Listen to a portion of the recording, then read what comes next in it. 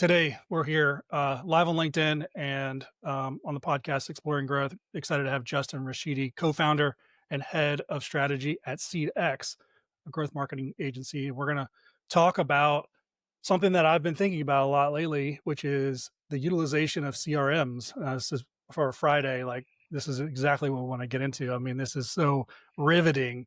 I didn't mention the word AI once, so we probably lost all our viewers. But or maybe we gained some. You never know. I think this idea of CRM utilization for B2B is is really important because personally, from what I've seen, I don't see a lot of companies using their CRM, knowing how to use it, definitely not using it strategically, and for sure not using it where your sales or your business development team and your marketing team are coming together inside the CRM and joining forces. Um, so, I'm so curious to hear your perspective and your experience of working with companies and showing them the light about, how a CRM can be um, improve their business. Oh yeah, I'm excited. Happy Friday for the CRM conversation we're about to have. Yeah. Yeah, I mean CRMs. The funny part is I actually really love a CRM when it's being used properly. The Hmm. problem is, like you're saying, most businesses it becomes a tool that you think you need to have, but you don't know how to leverage. That is Right. probably the biggest one that we see where you have just a lot of CRMs kind of sitting there, and it's a weird one because it's part technical and then part it really is the intersection of the business, right? Because out of your CRM, technically the marketing team, the sales team, or like business development team, customer support, products like product success, like it could actually all live together. And so it's a really Right. interesting function in your company because for most B2B companies, it becomes your source of truth. And Yeah. then people don't think about it like that. And then they don't know, well, if it's all these things, like how do I use it then? Yeah, I think that you're right. I think that was very well said. A tool you think you need to have, but you don't know how to leverage. And I think there's a lot of things we could say right now that everybody listening, both sales and marketing, would agree. Uh, but it's not about rehashing the old cliche about CRM. It's about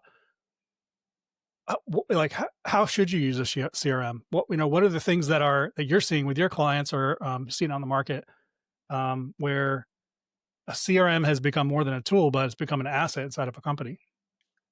So for most organizations that we're talking to where they want to grow the company more and they don't understand exactly what's causing the growth, the number one thing that we're usually starting out is talking about lead tracking. And so, I mean, this is going to show me a little bit, but I'm going to be like, I'm kind of a HubSpot like maximalist in terms of Okay. their marketing CRM. Actually, Yeah. we were just working on a Salesforce CRM, trying to basically recreate what HubSpot marketing does because they didn't want to migrate from HubSpot marketing to or from account engagement to HubSpot marketing. But really, so the number one, like the most interesting aspect from if we start from the lead and then we track it like through the sales funnel, right? Is that when you're driving these marketing campaigns, whether they're coming from organic, they're coming from now Chat GPT, you're coming from paid media, they're coming from referral sources, right? You can install a tracking pixel on your website, and then you pass that tracking data into your CRM. Hmm. And this is the very first step in using your CRM correctly, because once you have that tracking data, then you can actually then follow the lead through the rest of the CRM lifecycle, right? So you can then move it into okay, which campaigns are driving MQLs, which campaigns are driving SQLs or opportunities, and then ultimately like which ones are closing deals, and then you can also do which ones are driving the most LTV. Hmm. And there's different marketing activities that you can do at every stage. But this is the number one way, in my personal opinion, to leverage your CRM to actually get the most value out of it. Because if you're spending any type of money on marketing and you could save, 10, 20, 30% of it or all of it, right? Hmm. By learning that, oh, we're spending all this money and actually it's not driving any business, but because we're not tracking anything, we don't know what is working. Hmm.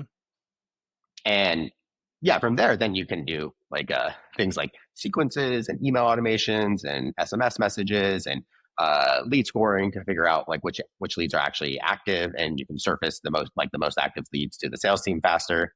Hmm. So that's really great. And from the middle of the CRM, I don't know, should I keep going? I'm Yeah, kind of keep just going. yeah. So like this is generally like how I think about it. So I'm thinking we're usually thinking about it. Okay, we got the campaigns running, or we have marketing activities running. We want to try our best to understand the where the lead sources are coming from, and that can be both first click and last click. From there, usually we're trying to categorize them into exactly what you need. And this is usually where people spend a lot of time talking, which is like, well, we have this pipeline for this and this pipeline for this, right? Mhm. And so that's really nice that you can use it as a nice database, right? But then usually from there, then what you actually want to be doing is lead scoring to figure out what activities are actually driving people. So you can either surface them for manual outreach for the sales team or drive automations through sequences or different types of email automation. And so this is really great. And then this is the second problem that we're usually starting to talk to people about, which is uh, at this stage, this is where like sales and marketing usually start to clash, which is okay, once the lead is in the CRM, who is responsible for which activity? And Uh-huh. so usually after we get the tracking done, then the very next thing that we're talking about is responsibility in the CRM because yeah, I've seen so many campaigns basically blow up because oh well, sales doesn't like this, and then all of a sudden the amount of meetings drop by 20 or 30% because you turn Yeah. off these activities, right? And it's like, well, now you report to leadership and you say, oh, well, like that off 30%. And they're like, well, why? And then you have to, oh, well, they wanted it off. This person wanted to do this, right? And so if you can actually clarify, and this gets into process ownership actually at this point, which is, okay, what Hmm. activities will sales do? What activities will marketing do? Then you can actually really leverage the CRM to maximize the amount of touch points that you're hitting for your salespeople in the right order. And then after that, it's just kind of a nice, in my personal opinion, where it's like now you can track the deal stages, you can see like how they're moving through the deals. Ultimately, though, the benefit of this is that you can see the entire pipeline, you can see all the activities across the pipeline, and then you can go back and modify any marketing activity. And then after that's like customer support and stuff. But that's usually just having like a nice unified customer profile. So I don't Sure. know that helps with like operations. It doesn't necessarily help with the marketing and sales and leveraging it to get the most out of that. Okay, so let's go back to the handoff there with marketing and sales because I agree with you. This is probably the biggest place where there's a hiccup or a barrier. Is it just that? I mean, what are you seeing? Is it just that marketing is looking to hand it off and looking for sales to pick it up, and sales is saying, you know, it's just a miscommunication in terms of terms where hey, you're giving us something that we don't agree is at this stage. I actually don't see it's the terms that people actually get messed up by. I Uh-huh. mean, you'll be like, oh, well, we want to call it this and you call it that, and you can kind of hash that out. The real problem is that you say a lot of organizations are sales driven, especially in the B2B space. And so Uh-huh. the sales team has a really loud voice in the organization, like a Yeah. huge voice. And they are often really vocal and sensitive about their deals. And believe me, like I do sales too. So like I understand, like, don't mess with Yeah. the deal. Like, don't mess with Right. this, right? Uh, and then sometimes you'll have and then this kind of trickles up too like and we're kind of getting outside of these things into like general problems we see in organizations. You often see the business executives understand sales a lot more than they understand marketing, Sure. right? And so then what you have is, well, this one salesperson didn't like this one activity because either they were not communicated to or they didn't totally like it, even though from a marketing standpoint they know that works, right? Right. Yeah, hey, you don't like this, but it works. So like, what do you want? You want more commission, or you want to complain about the message? Yeah. And so I'm telling you, this is actually what we end up talking. So actually, the alignment of what activities are going to happen and who's going to do them and in what order we're going to do them is actually the biggest breakdown of marketing and sales. Hmm. So how do you fix that problem? Oh my gosh, like therapy, basically. It's therapy, in my personal opinion, because, and then this is what I was saying. So then it gets into roles and responsibility because, yeah, you have to. I mean, this is where it gets really complicated with the people problem, Okay. because okay, you have the VP of sales. Do they, when we're in the CRM and we're talking about automations and these different types of activities, who has say over this? So, say you have a growth lead or a CMO or a VP of marketing, right? Yeah. Both people kind of sit almost at the exact same level, right? Yeah. And so what you see a lot is that the VP of sales will be like, well, I don't want to upset my sales team, so just turn it off. And you don't see like, hey, this is driving this and this conversation of hashing out Hmm. the best way to organize. And that's actually what you need to do is usually you have to have like whatever people in there basically hashing out roles and responsibilities. And this gets into operations. And this is the one that usually people always put off because they're like, whatever, I don't need to think about that, just make the decisions. But then you Yeah. have people making decisions without full understanding of how it's affecting each other. That makes a lot of sense. And I've seen that too. How have you seen companies actually solve this, or have you? I mean, is there any unicorns out there? Oh yeah, yeah. We've seen companies solve it. Usually, so now that we know it's a common problem, usually we bring it up right away. So we're like, okay, tracking one, check, right? Okay, Yeah. operations at this intersection. Like, okay, who's responsible for this? What is the like? Yeah. Is it going to be this person or this person? If this Right. person has to say, like, do they understand this? Then it gets into education and Mhm. coaching and be like, hey, then usually it actually gets into process map, which is like, okay, is there like kind of an easy way to like write this out so everyone kind of knows what's going on? And then it gets into communication. So how big is the sales team and how many people does this need to get communicated to? Mhm. And then you have to get like everyone on board, right, and aligned on this, and then it works. Yeah. So it's alignment of the really the leaders have to be aligned, and then that has to be accountability essentially. I mean, it kind of comes back to leadership 101. Yeah, ownership and responsibility and Yeah. delegation to the right people, and like that everyone knows their exact decision making. And then if they are crossing over into a domain they might not know, they that person needs to be fully educated before like they're making that decision. And of course, I've seen these break down a bunch of times too, but I've seen them be like you can get everyone to row in the same direction.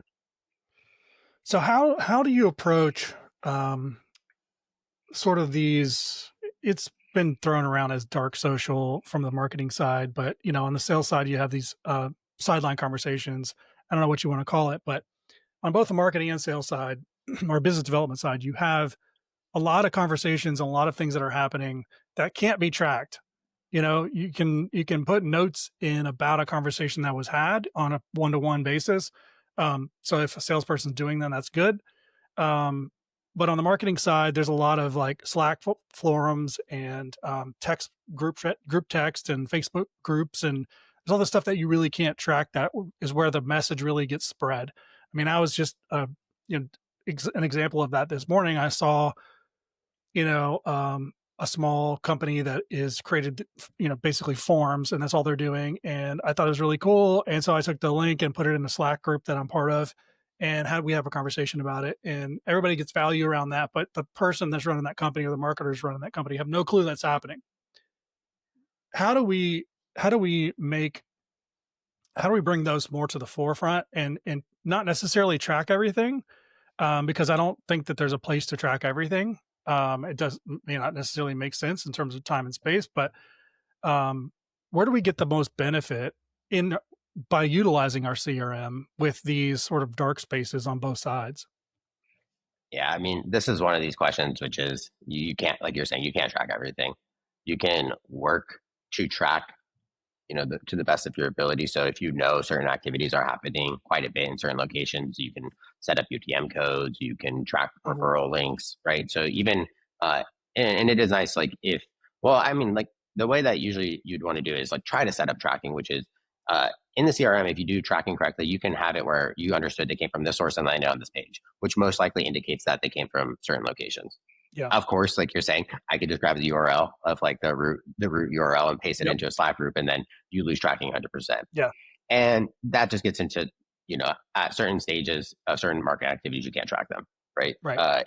If you know they're repetitive, then you can work to track them to the best of your ability. But yeah, these one-offs where it went viral. We had someone actually go viral on Reddit, and we could not find where. Like it was like traffic through Reddit was like, and Yeah. leads were coming in, and I'm like, where is it? Yeah. Like where what subthread? Like how do we find the subthread?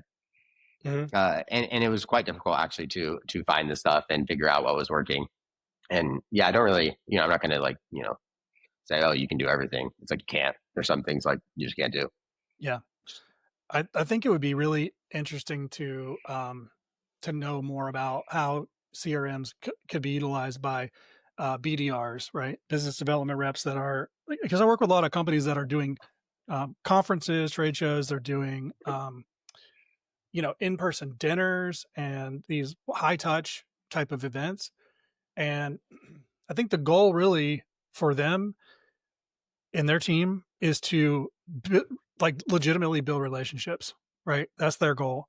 And so I'm curious about how companies like this can utilize CRMs more strategically to help them really build relationships truly, building trust, um, versus it just being a sales call for the sake of another sales call or a marketing touch for the sake of another marketing touch. Actually can talk a lot about this one in particular, Okay. which is so you were specifically talking about what about people who actually have to do business development where it's very close to relationship building Yeah. and these long-term relationship building. And I actually feel that a lot because our organization is built on these things. So you're talking about conferences and dinners and like all these in-person things and Yeah. like literally going, shaking hands and kissing babies and knowing their Yeah. family, and that is the majority of our business development happens that way.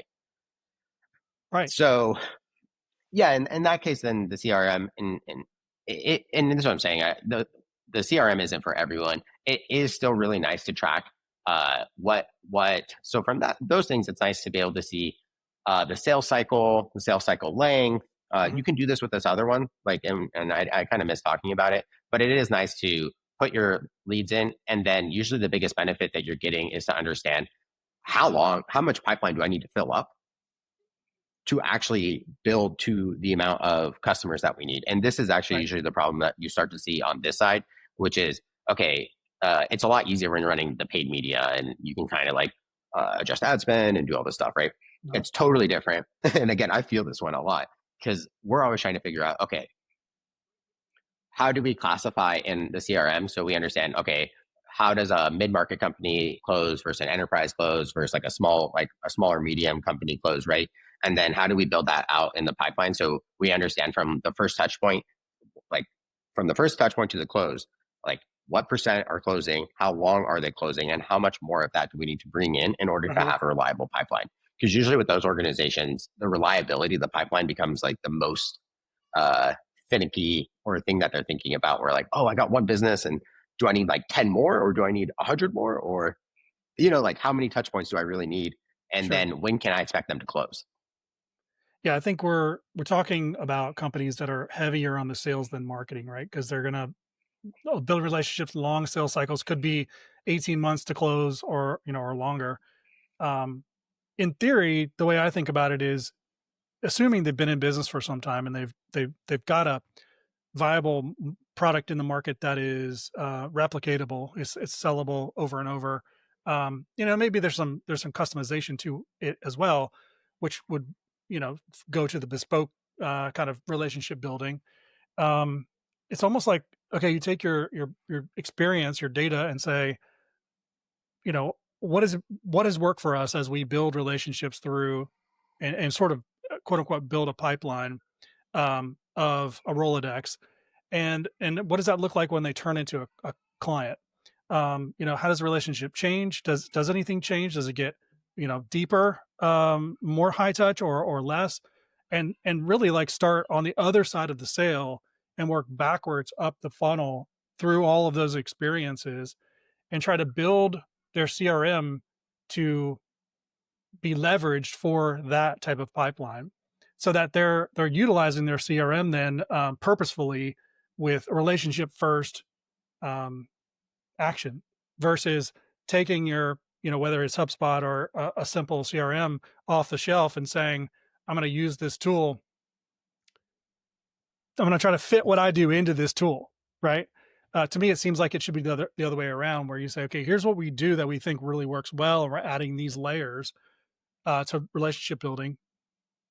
How can we change the CRM to work for us? Now, the problem with that is you end up with not very many candidates of CRMs that can do what you want it to do in the way you want it to do it. Now they probably technically can do it, but it's a matter of forming it around, what works for you. Um, I'm curious if you've seen anything like that or worked on any platforms like that. Well, yeah, I mean, we customize the CRMs all the time. Like every CRM technically should do what you're saying, which is like you don't need to you should never fit your process to the tool almost. You should Yeah, almost always fit you should customize the tool to your process right. because the unique business process is way more valuable than the unique aspect of a tool, which Sure. could or could not be helpful to your organization. And so yeah, I mean, again, this just gets into what CRM you're picking and how you want to use it. But for most businesses, you can customize the CRM. We do it quite a bit. I don't. We would have to maybe dive into a actual example of maybe what you're thinking about. Yeah. But yeah, you can customize your CRM and you should customize your CRM. And that's why CRM people exist. But do you see that people do work on all of that customizing? I mean, it's a lot of time to go in there and build it out or hire someone to help them build it out. And then they still end up not really utilizing it fully. Yeah, I mean, this gets into there's at And if a so, certain like what's point the barrier there? Like why are they not utilizing it? there's not enough activity happening to see value. So if you're Okay. that's a real answer.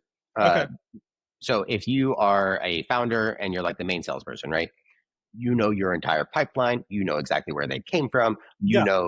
yeah, it's so simple. Right. It's that simple. You could use you don't even need a CRM, you could use a spreadsheet, Yeah. or you use your Or your email as phone a or core. your Yeah. email inbox or yeah. Yeah, so there are certain things where, yeah, it's just the value is just not there for that individual. And Right. so, yeah, you really don't need a CRM. It's usually if you're expanding from that to more people, Mhm. right? So with our organization, it's me and someone else, we do a lot of the business development. We've started to hire more business development people. Mhm. The value of the CRM is starting to become even more Right. valuable at that point, right? Because now, well, this person's going to this conference, right? They're logging that into the conference. And so we can understand, well, we're the ones paying for all the marketing conference spend, right? And this person's trying to develop the business. Who's responsible for checking at the end to be well, should we still pay for this really expensive conference?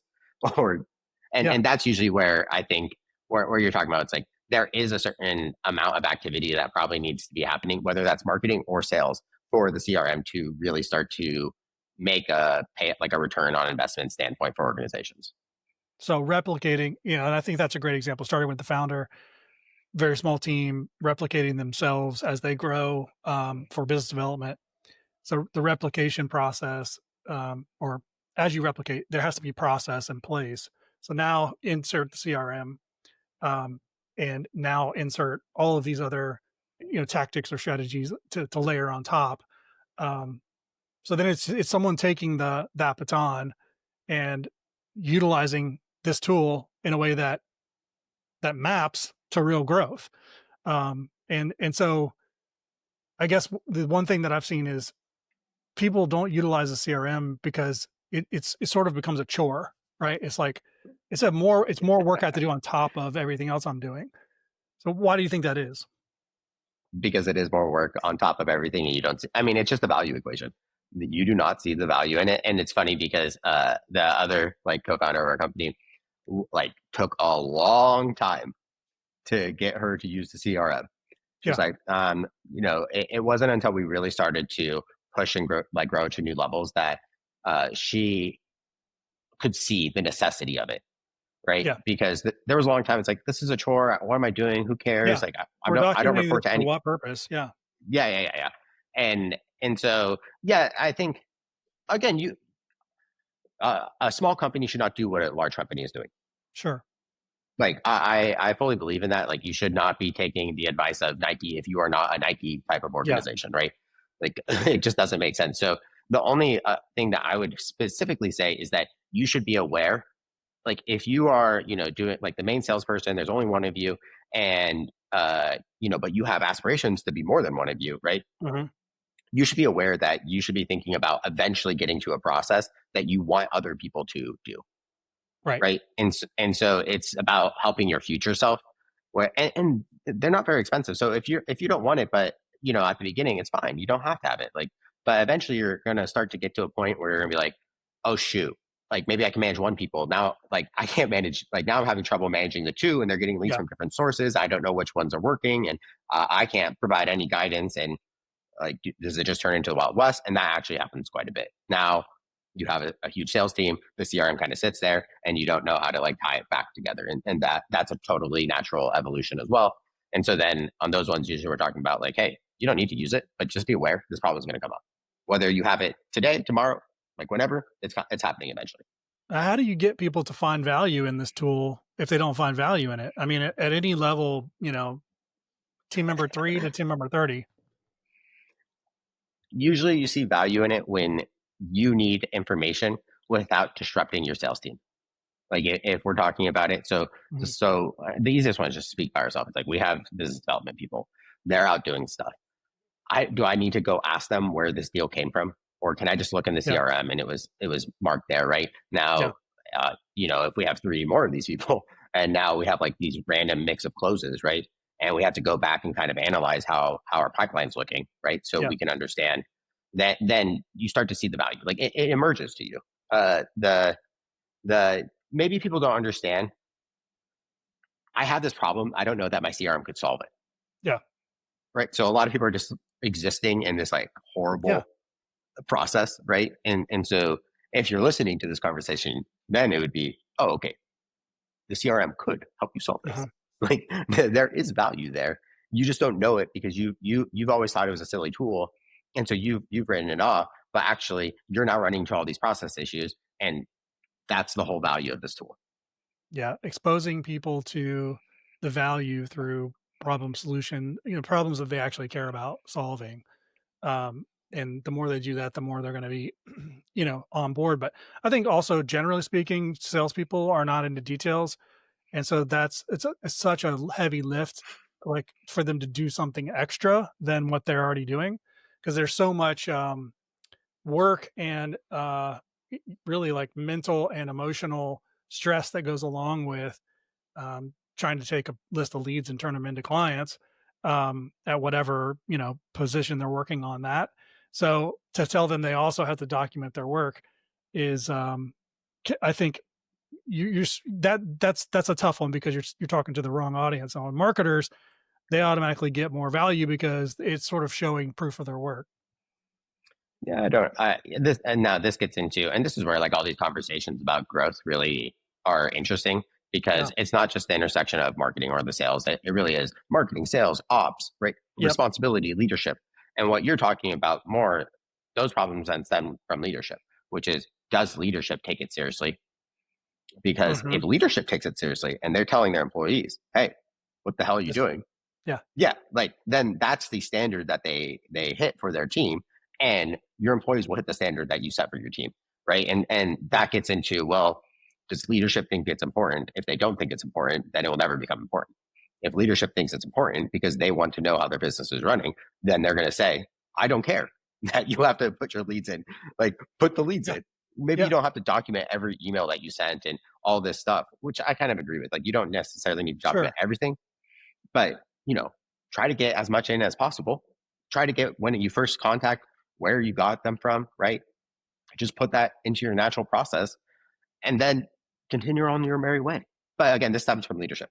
It really Yeah. is No, like, well, it's obvious. Like we've come full circle in this conversation back to ownership by those who are leading the department team, whatever domain, and them seeing the value because it's how they are running their business objectively. And if that tool is leveraged for them to help run the business to be more profitable, to be more efficient, to be to grow in revenue, to lead their team better, whatever the outcome they're looking for, which probably a multitude of them, then they're going to push that down through the culture, and the culture is going to adopt it on that premise. So I like this. This is good. I think we've made some progress here because at least it shows that it has to be a top down effort. And then the tool probably is a secondary, item, but the tool I think also has to be customized or fit what it is that you and your team are trying to accomplish so that it makes it more easy or easier to for the team to adopt it. Yeah, and you brought up like one thing about is it all this time and hours? And the thing is, it's not that much time and hours. Like you can customize them relatively simple to an organization like you're talking about, where it's a relationship driven organization. Yeah. We spend an hour, like maybe making an edit like every week or every 2 weeks. It's not that much time, at these simple levels. And so but yeah, it does stem from leadership. They have to think it's important. If they think it's important and they see the value in it and how they're going to use it, then it starts to cascade down. And yeah, you're saying culture and leadership, it all cascades down. Yeah. It never goes up. So that's what, like, whatever the leaders think, that's exactly what the organization is going to think. Yes. Cool. Hey, this is great, Justin. Thanks for coming on. If people want to find you and reach out to you, connect more with you, where can they find you? Yeah, LinkedIn. I'm on X. Kind of like a silent social media person right now. But yeah, if people send me DMs, I answer DMs. And then if you want to contact the business, you can visit us at SeedX, SEEDX.us. You can submit a contact form and we'll get in touch with you. Awesome. Thanks again for coming on. This has been interesting conversation. I think we've made some progress here. Yeah, this is actually the most interesting podcast I've been on yet in terms of Hey, like nice. talking about like all the wraparound things, and it's not just this, it's this and this, and how do you get these things to work? Yeah. Well, hey, that's my job to be curious and sometimes I ask dumb questions. No, it was a fantastic. It was great. I really enjoyed it. Thank you for having me. All right, cool. Thanks a lot.